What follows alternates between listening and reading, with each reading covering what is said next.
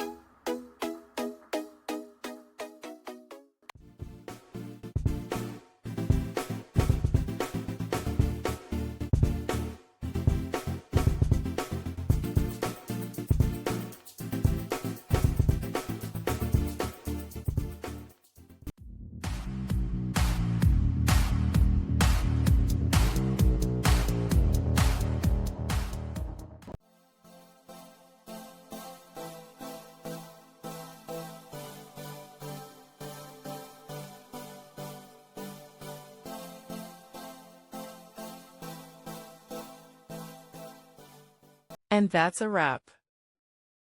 I hope you found the answer you were looking for. If you did, take a second to hit that subscribe button. It really helps out. And let me know in the comments which solution worked best for you. See you next time in the debug zone.